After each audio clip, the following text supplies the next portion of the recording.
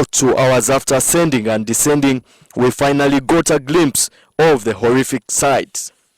Right behind me here, where rescue efforts are taking place to recover some of the dead bodies, was a hospital. Many children and women sheltered here when heavy rains came pounding down on this village, causing the landslide. Wails fill the air here as rescue efforts continue to take place. This has never been witnessed here, and many say it was a kind of Armageddon. The Bududa mudslides that struck the revolving hills of Mt Elgon left behind a trail of despair and death. They are considered the worst natural disaster in the country. Going by the news from the other countries where such disasters happen routinely as a result of extreme climate conditions, there are fears that the spectre could become a routine in the country as the conservation on the environment has been pushed to the fringes amid the wanton destruction of ecosystems such as forests. On the dawn of March 1, 2010, a calm, quiet haze settled on the villages of Namatsi, Nankobe and Kubewo in Bududa district on the slopes of Mt Elgon, the fourth highest mountain in Eastern Africa at the Uganda-Kenya border. Residents were accustomed to the intermittent mudslides and they had little reason to expect any surprise. 3 months before, heavy rains and a thundering sludge had raged, but that too would pass, the residents thought. But like a thief in the dark velvet of the night came the surprise, except this was deadly. After weeks of the army-led search and rescue efforts, the toll had been huge, never seen before. 5,000 homeless and 365 people dead. An IDP camp was set up at Bulcheke sub-county headquarters where displaced communities were accommodated, and with the rains relentless and the news of the horror hovering like an apparition, residents from neighboring villages took refuge at the camp. In the days that followed, President Museveni visited the disaster area to commiserate with the victims. Later in October that year, government started resettling the affected persons 400 kilometers away to Kiryandongo district. Prior to the accident, government had already proposed resettlement of people from the area, as it was already an accident prone to happen. But because of the toxic politics in the area, resettlement efforts were hampered. And in 2006, Bududa was carved out of Manafa. Pamela Mujuni, the senior disaster management officer in the office of the Prime Minister, told NTV that prior to the resettlement, they had developed a strategy. It was a process. For over 5 months, we were actually engaging these people. So for every step that we took, including the stages of identifying this land, we were engaging the IDPs. Because remember, between March and October, we had actually been taking care of them. So even when government took a decision to take them to Kiryandongo, we had to engage them at the community level, including their leaders. We told them the viable option that we had, and we told them the advantages of actually accepting to be taken to Kiryandongo vis-a-vis staying either in an IDP camp or going back to Namesi. However, 10 years after the tragedy, it is as if no one was relocated from the disaster risk zone. Shanty towns, sandwiched between the undulating Mt Elgon slopes, are bustling with human activity, businesses, gardens are flourishing, and homesteads are strewed all over. It is until one travels to Panyadoli village in Kiryandongo district, a vast flatland that partly accommodates a settlement camp that accommodated South Sudanese, Congolese and Kenyan refugees, majority of whom have been repatriated, that they draw parallels. Adaptation is it's a little bit of a complex concept, and it also depends a lot on people's attitudes and ability to actually adapt, ability to be able to get used to any environment. We need to bear in mind that for these over 5,000 people that we actually took to Kiryandongo, these are people, for example, who we were moving from the mountainous areas of Mt Elgon, which is a different ecosystem compared to Kiryandongo, where we're taking them. Like in other refugee hosting districts, Panyadoli is an ethnic melting pot. The locals here have lived in harmony with refugees and settlers from Bududa who arrived in 2010. Their relationship has been hot and cold amidst pressure on the limited social amenities, one health center for one primary and secondary school. Also, hundreds of settlers from Bududa are living in deplorable conditions and could easily be mistaken for refugees. Julius Wereka, the LC1 of Panyadoli village for the settlers, told NTV that government delivered only half of what they promised. At the beginning, it was not like as you can see now. We had a lot of problems whereby even water was a very big problem. Health services was also a problem. So it made some of our friends to run away back to Bududa. He said this forced many of the settlers to return to Bududa. Even if they are back to Bududa, they only wait to see if government is constructing, they will come and settle. Today, the settlers' community has grown to a population of 1,569 people. We are away from a government school, almost 28 kilometers from here to the sub-county where the government secondary school is. So it's a very big challenge whereby most of our pupils after P7, they don't manage to pay school fees in private schools. We found Cyrus Webwaya, a father of 8, at his makeshift home made up of torn tarpaulins. Entering here, I have a family of 8 children, but even I fear when the visitors like you come to my home, yet I have a family. People had a feeling of coming, only their fear is where to settle with their family. If you don't have a shelter, where can I put my family if I go today? There are people we have not yet been able to construct for, and we had a lot of other competing priorities, resource constraints, and then the problem in the Elgon is also still there prevalent. But at least we actually moved these people to a safer location. As we were given this land, we know this is the land given to us by the government, but we are not sure of its ownership. We don't know. Is it ours? Because there are other programs which comes here and they tell you are not fit for this program because you don't have ownership of the land. Then we had a lot of, I don't know whether I should call them the optimists. People who were actually waiting for these people to be resettled. Then they will come, they know this is a desperate lot of people. The next thing they were waiting for is to come, give these people money, and they tell them, you know what, let me buy off your land, and then you can go and do whatever you want. And of course, we are dealing with a desperate group of people, so they can actually take any amount of money in exchange of that land. So we looked at a couple of all those considerations, and we took a decision that we are going to hold onto the land titles for these people for at least a period of 10 years. In total, government resettled only 603 families from Bududa out of the total population of 3,000 in the IDP camps.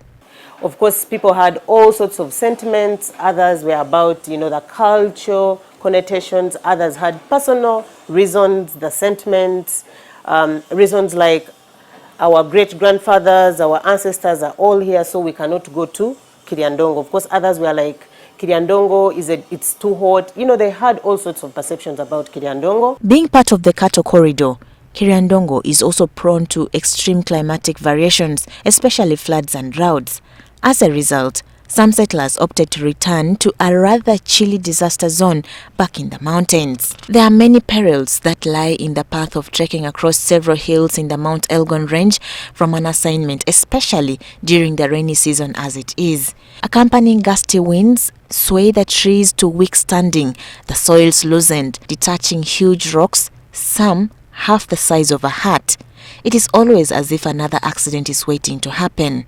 When we finally made it to Namatse, the epicenter of the 2010 mudslides and intermittent these previous years, it is as if nothing had ever happened. The area is bustling with human activity and the gardens are flourishing. The memory of the 2010 tragedy still looms large, and there is fear that the disaster could strike again, but life has to go on. Peter Webwaya, whose home lies directly in the zone of the 2010 accident, shrugged off the fears. They pushed us that way, let us go, hoping we might get help from the government throughout the period we would stay there. When it comes to, they stayed for only 7 months. The exercise started in November 6th. Then by 2011, in July, all the help stopped. Not far from his home is both a memorial site for those that perished and relics of the 2 excavators that were used in the rescue efforts. A retired teacher, Webwaya narrated that he declined to be relocated from the danger zone. Today, he lives with no regrets. And anywhere, accident can happen. Not like in Corona. Do we bring it? And it is there, it is killing people. What about the landslide? It's a natural calamity that we cannot avoid. Even if we go anywhere, still we'll get the same thing. We'll die. Walking around from village to village, residents seemed fully aware and at the same time obvious to the danger that lurks. Some recounted why they did not relocate when the opportunity availed. They come, they talk on radios, they tell the LCs, but when you come and see the area itself, people are saying they can be relocated, yes, but within the area of what? Of the region.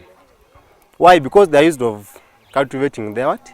Their onions, Irish, matoke. So those are the problems we are having. OPM promised to give us help for the period of 5 years, but we stayed for the 6 months. We never saw anything. As we were behind trying to bury our loved ones who we recovered their bodies, some of these people from these other areas were able to entrench into the camp, and they were considered to be one of the victims.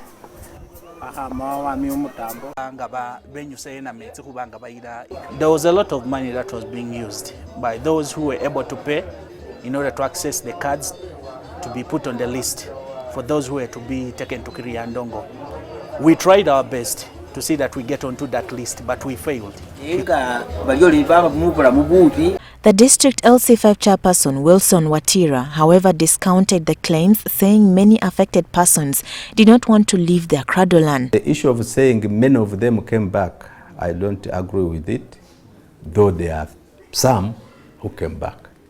So I cannot rule out that there are those who did not come back, but the claim of many of them does not stand, because if you went to Kiriandongo today, to where those people were relocated, you will get those who are having constructed houses by government and other agencies, but also those ones in those mud houses which they are using as their homes. So definitely that's the position. Of course, it has been continuous. Of course, we expected that maybe government will continue constructing for them more houses, which has not happened up to date. He said the at-risk population is about 2,000, of which they have so far relocated 700. Population has been growing, and people have been still staying on those very risky hills. Now, this time we are projecting that in order to see that we have reduced on the risks of these people who die every day, the relocation number has risen up to almost between 3,500 and 4,000 households. The problem, though, is that currently government operates a voluntary resettlement policy. See that the speed we are now trying to look at and resettling these people is very slow. If we are talking about 4,000 families, 4,000 families, if we say each household has about 5 members or 6, a number can go up to 20,000, between 20,000 and 24. The risk of landslides and mudslides in the Elgon sub-region, especially in those 5 districts I mentioned, is still grave, it is still high, and we are very aware as government. But we are actually not seated waiting for landslides to happen. Meanwhile, the District Environment Officer, Marion Namono, revealed that studies have shown that almost 70% of Bududa is not suitable for human settlement. Meanwhile, the District Environment Officer, Marion Namono, revealed that studies have shown that almost 70% of Bududa is not suitable for human settlement. We are trying as much as possible, but the many parties on software really are raising awareness, telling the community how the area is risky. In the crack, for example, in Namesi, but it is not only in Namesi. There is a long stretch of a crack which actually, it keeps breaking, but it starts all the way from Sironko in the Zesui area, all that stretch below the cliff, and it goes all the way to Manafa. So the issue of the crack is actually spread around the 5 districts. And when you go to Bududa itself, you will note that Bukalasi, where Namesi falls, I think in the entire sub-region has actually had the biggest number of landslides, and it is one of the areas that has the highest risk of landslides. According to a disaster risk profile by the National Emergency Coordination and Operations Center, Bududa is suffering from environmental degradation as a result of maram excavation, quarrying, sand mining, riverbank encroachment, and over-cultivation on steep slopes, which are said to be contributory to the landslides. A 2010 study by the now Minister of Energy, Gorete Kitutu, titled Landslide Occurrences in the Hilly Areas of Bududa and Their Causes, detailed that the challenge of some of the hilly areas being not affected as compared to others heavily devastated leaves more questions to be answered, and that the situation is likely to become worse because the sediment from landslides will cause siltation of river channels and wetlands downstream, resulting into floods and affecting more communities. By all means, it is not a matter of if, but when the next disaster will strike. Hopefully, both government and communities will be more prepared to avert the imminent catastrophe.